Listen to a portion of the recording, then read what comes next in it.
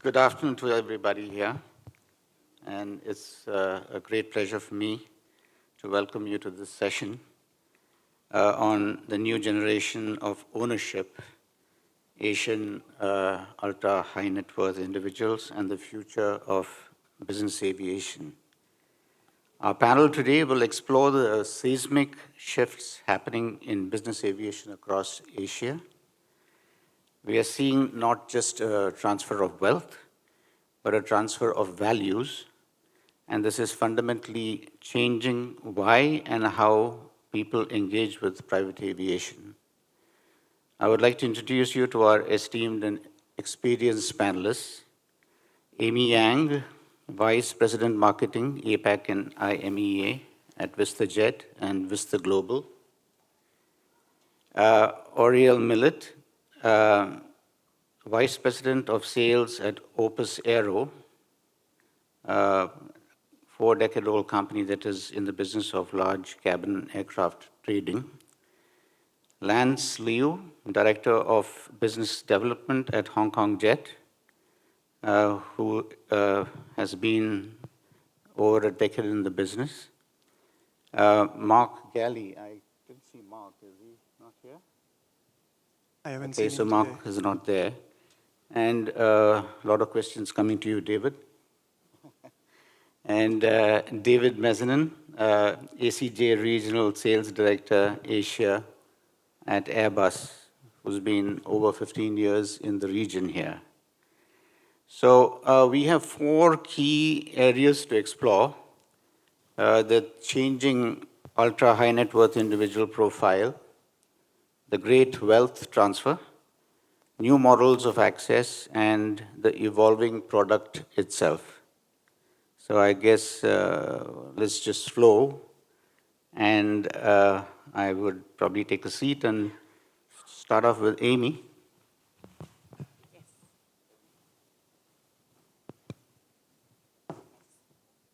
Can you hear me? All right.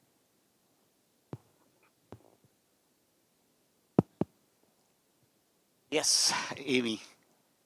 For the pioneers and first-generation entrepreneurs, business aviation was often a tool for efficiency, a way to build their empire and visit their far-flung factories. How would you characterize the primary motivation for the new generation of Asian UHNWIs? Is it still purely business? Or has it evolved into a blend of lifestyle, convenience, status, and family? Thank you. So I think business aviation as an efficient tool is still very much remains. That's actually, if anything, it's even more amplified. So I think thanks to everyone in this room, because we have been communicating this message very positively to the general public. So when you look back, compared to 10 years ago, business aviation has a lot more, it's better understand. They're not just a luxury travel anymore, but it's efficient business tool, it's time machine. So we already established that in the market. So what we are seeing, the difference with the new generation, is the acceptance of a shared economy model. For this generation, they are very familiar with Uber, Airbnb, Grab in this region. So when you sit down to talk to the clients, they don't always have to, they have this understanding they don't always have to own in order to have the experience that they want.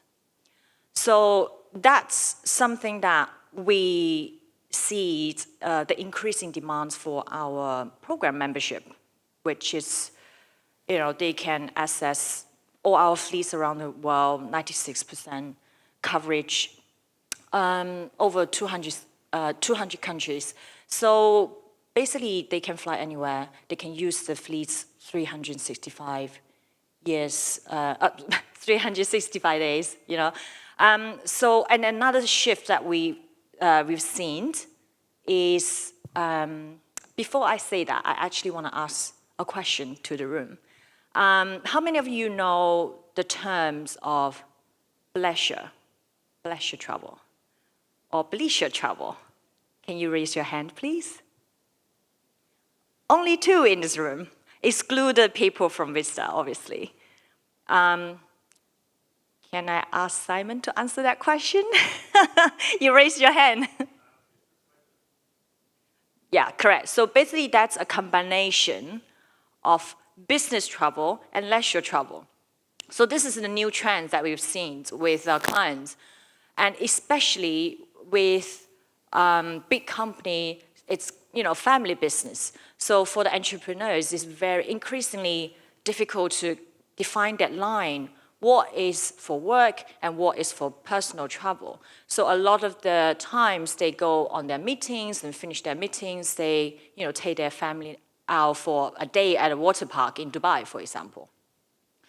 So that, because of that, we also see the increase in the traffic in locations and destinations that have both offers for business and leisure. So for example, like places like in Japan, Korea, Hong Kong, Singapore, these locations, they are both business hubs, but they're also very rich in culture and experience. So these are the locations that we've seen 20% growth, 50% growth in the past 6 months. Sounds good. The other question was, I'll direct this to Aurelie. If for the first gen, the plane itself was the ultimate status symbol, what is the status for the new generation? Is it the convenience of last-minute availability, the sustainability credentials of the operator, or the cutting-edge technology inside the cabin? I mean, what's their priority? So I think there are, in the new buyers, I see that there are 2 categories on the new buyers, on the generation of the new buyers. The first category would be the ones that have inherited from their families of the assets, and they already have a structure in place of managing their aircraft and following the standards of their family. The other category of new buyers on the new generation are not familiar with the industry, and like Amy rightly said, they are used to transacting through apps and online rather than human interaction, like their father could go with their go-to broker usually. And that translates really on the difference on the relation on ownership to the aircraft. Where I see the past generation are really emotionally more attached to the aircraft, and it's a symbol of status, investment. They have longer cycle of ownership. Where the new generation, I see like the Apple iPhone effect, where you would want every year the new iPhone, the new features, even though you already have your iPhone. So that would translate for the new generation. I see that they want more the latest version, the latest model with a shorter cycle of ownership. And they also, they see less, they're more comfortable with the idea of chartering aircraft and operating lease because of that ownership change relation. Thank you. So beyond the booking, the digital natives, Lance, this is for you, are used to data-driven decision-making. How is this expectation for real-time analytics and transparency reshaping what you report to them about the aircraft's performance and the utilization and the costs? So I think first, their budget is always the important thing. And now in our market, we have a plenty different choice on the charter project and aircraft management. So I think it will be easier to break it down within 4 categories. So first is like on-demand charter client is more like a pay-as-you-go. So you don't need to have a commitment with the operator. And so you just let us know when, and we give you the contract, and then you go. And the second should be like a Jet membership or Jet card. So I think it was maybe for like a moderate flyer, they maybe have like a utilization maybe from 50 to 150 hours per year. That product may be perfect for them. So they can get the benefit from it's a guaranteed availability for the aircraft. So you don't need to worry, you don't need to shop around. Yeah. And for the next level should be a fractional, which we mentioned this morning earlier before. So fractional ownership is give to the client to another level. So there may be a frequent flyer, maybe have a 200 or 250 hours per year. So for that thing, client need to have their own idea about what type of the aircraft they really want. And of course, and because they are the fractional, so they can showing their taste about how to customize the cabin. Yeah. And the final one should be the full ownership for the aircraft. And then we're talking about the aircraft management. Yeah, and together, you purchase the one you want, and then you need to talk an operator like us, and let us know what is your preference, and where do you want to go, how you want to use it, and we will customize the aircraft management proposal for the client. Then we can sit down and have a further discussion about the aircraft management. David, a question for you. When a Patriarch aircraft transfers to the next generation, it's not just transferring an asset, but also a set of costs and responsibilities. From your experience, what are the top 3 factors the next gen considers when deciding whether to keep, sell, or transition the aircraft to a new model, like operational problems or emotional attachments that are there to the asset, or environmental concerns? Thanks for having me first. And I wanted to say I like the description you had in your introduction, but I like to describe myself as well, or what we do in ACJ, as real estate agents. So I'm also a real estate agent, part of the aircraft sales, selling real estate in the air.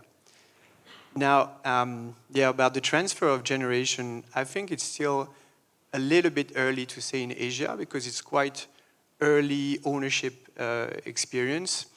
A lot of vast majority, I would say, of the owners that are today in Asia are the first generation owning jets, and we haven't seen so much of transfer to the next one. But the question is starting to be asked for sure, and we've seen a few families looking at that. I think an important factor to consider is also here in the culture, especially in Asia, the curse of the 3rd generation. You know, I'm sure you've heard that a few times, that the 1st generation grow the business, the 2nd expand, and the 3rd one just spend it all. And the 4th one will end up back to square one. So I think there's a little bit of that in the 2nd generation right now, which is maybe between 40 to 60-year-old. The old man is still here, and they would not make any decision without his consent for sure. And I think they might have a little bit of that in their head as well, and to preserve the wealth and not to spend too much. So I would say that the first argument would be maybe they are a little bit more reasonable or cautious to keep on with the values that they get from their family and their parents.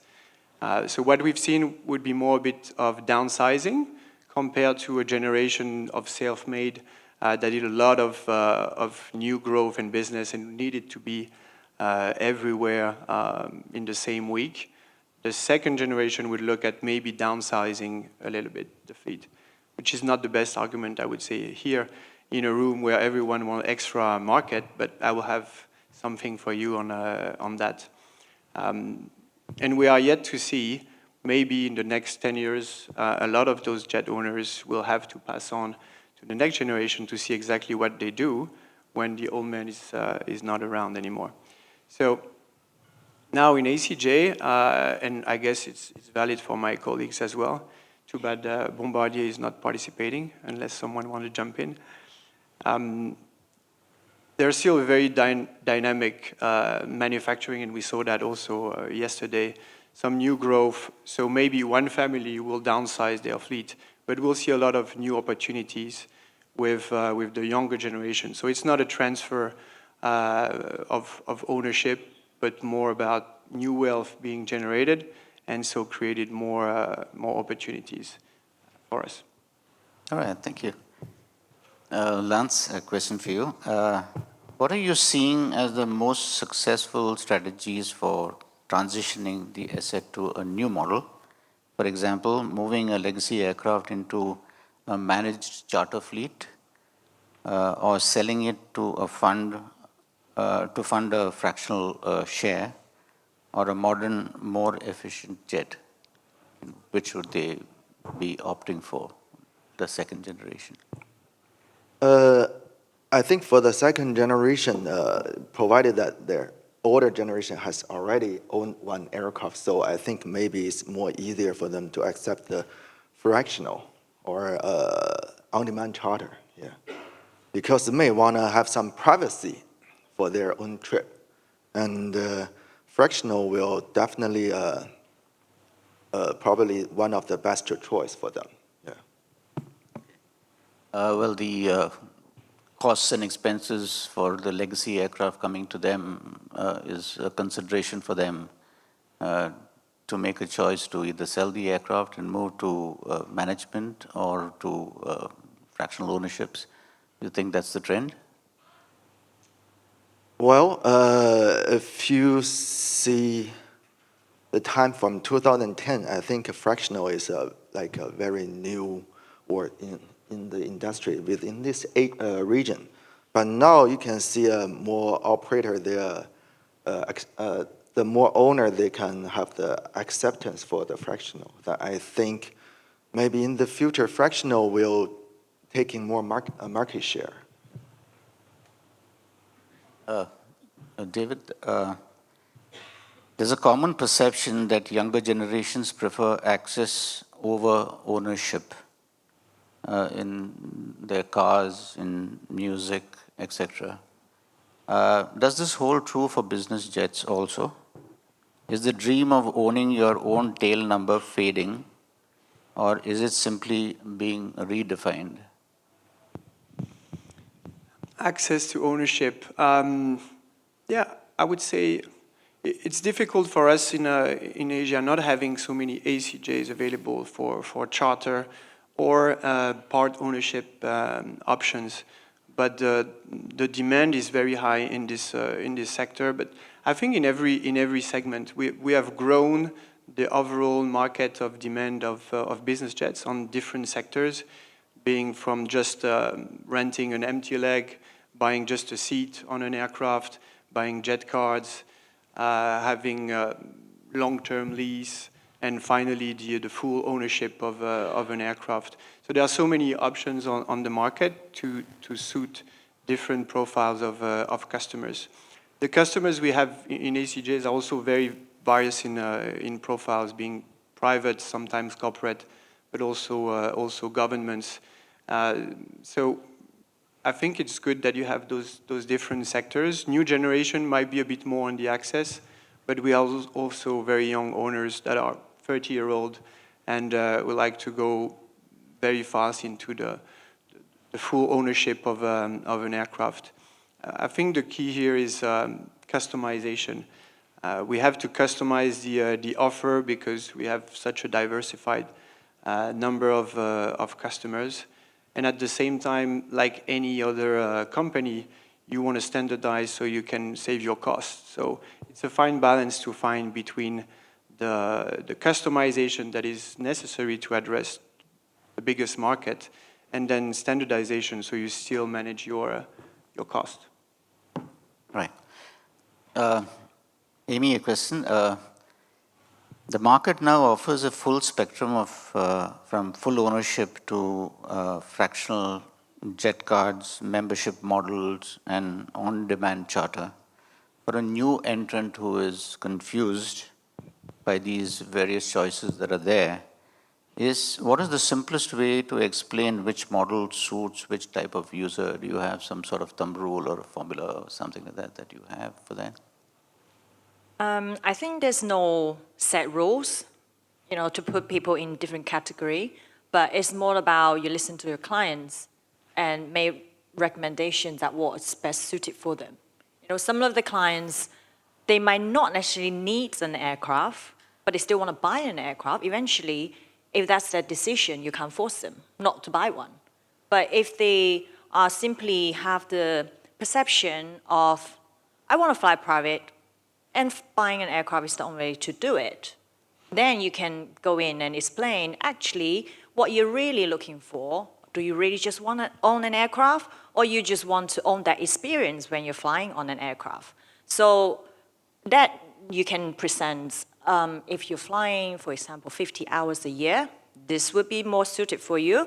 And if you are making like 10 long-haul trips a year, only two short-haul flights, then maybe a long-haul, ultra-long-haul range aircraft would be a more suitable product for them.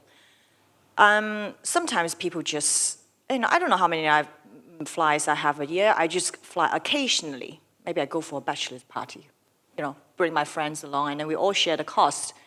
Then you can just go on the markets, we have the SO apps, just go on there, book a flight, share the flight, even just buy a seat.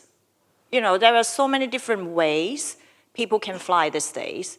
So our job is to listen to our clients and tell them what's available, and they can make that informed decision. Right. Aurelie, beyond just flight hours, the right model often depends on the user's lifestyle.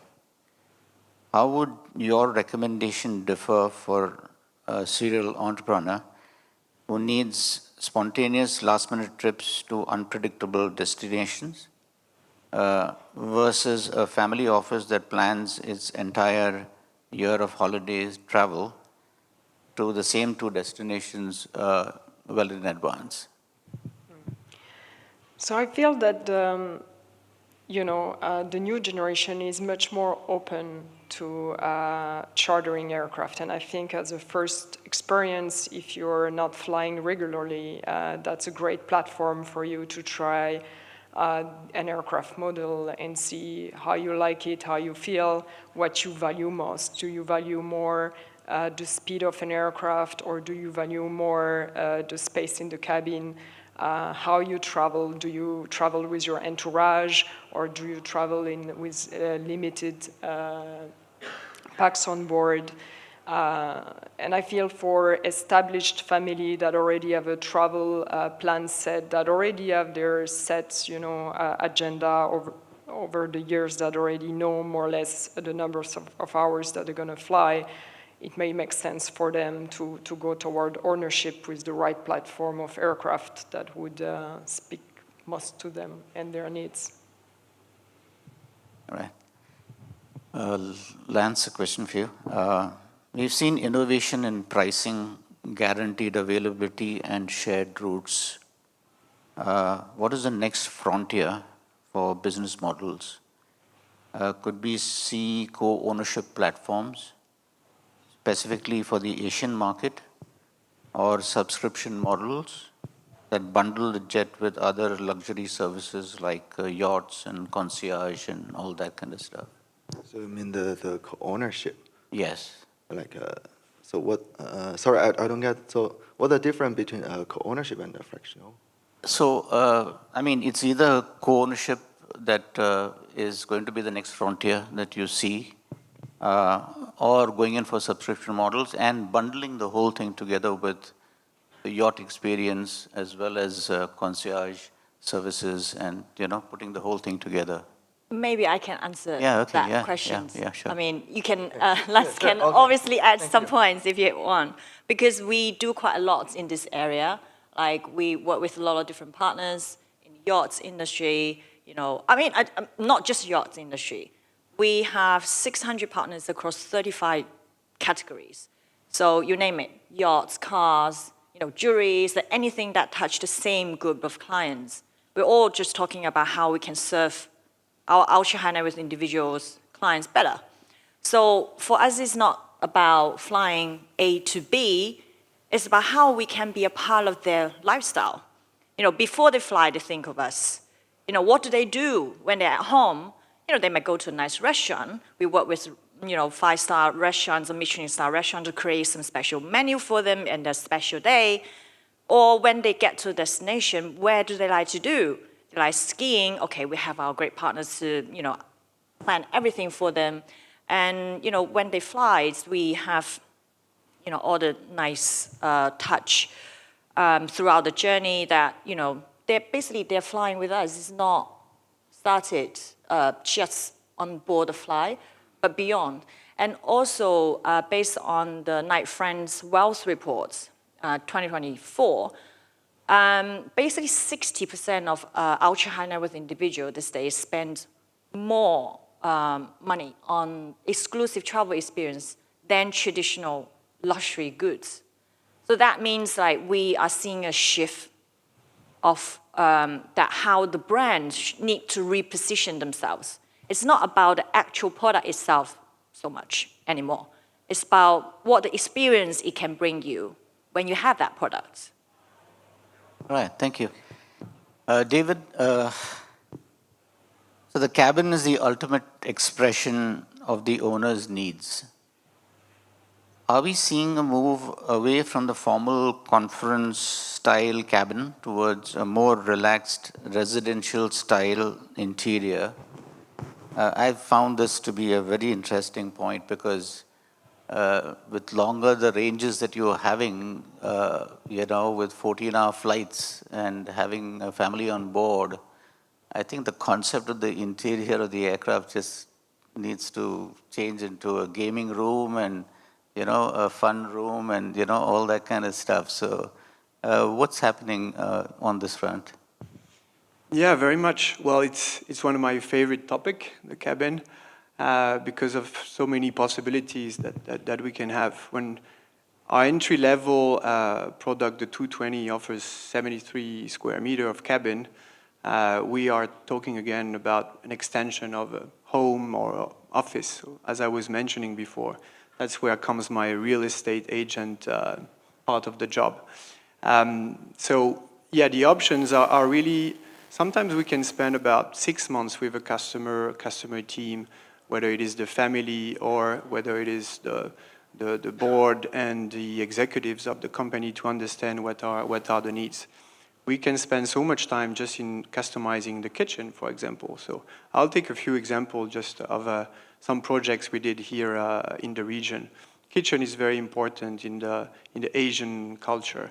We can customize it into very high level that I haven't seen before in my previous experience of aircraft management of other traditional business jets. Then comes the lounge where, well, you mentioned the conference room. It is usually there. You have a conference room or a dining area, but can transform into some other more playful mahjong table. We've seen cinema lounges. You can have separate rooms that are fully customized with a sound system to have the full experience of cinema.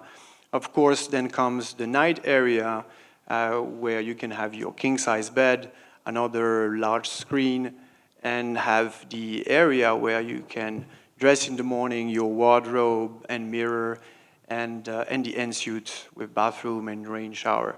So yeah, in every segment of the cabin, we can spend a lot of time together with the customer, the designer, the outfitter, feel what suits to the needs. And there's so many possibilities that it's very interesting. And then you get to the materials, of course. They will maybe try to match the materials that they have in their home or in their office to have the same kind of feel of identity. So when they step out of their home and get to the aircraft, again, it's just an extension. And when you go to bigger aircraft, then there's also more kind of extravagant options. I'm thinking just top of my mind of a gym that we have installed in an ACJ 330.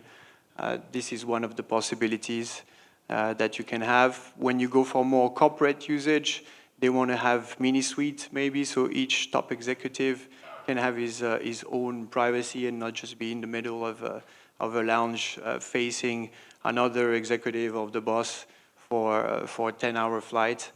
So yeah, many things that we can do, and a very interesting topic. Okay, lovely. I have a lot more questions, but I think we're just running out of time. So I just want to place the floor open for questions. Anybody that you'd like to ask the panel?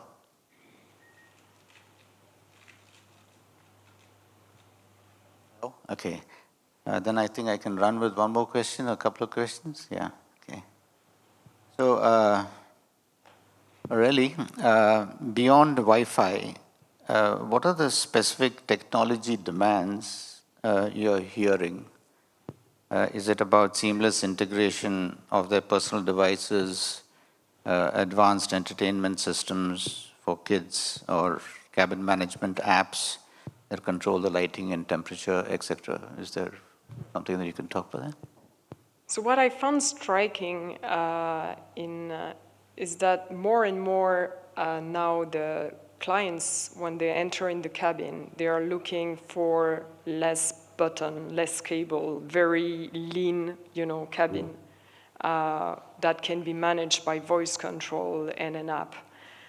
They're also having more room for the entertainment system with larger LED screen that can stream within Apple's TV, streaming online, gaming, or video conference with very good sound system. So that's very important to them. They're also having more devices, Bluetooth device connected across the cabin. So that needs to be integrated, more Bluetooth transmitter across the cabin so that they don't have a glitch in their usage.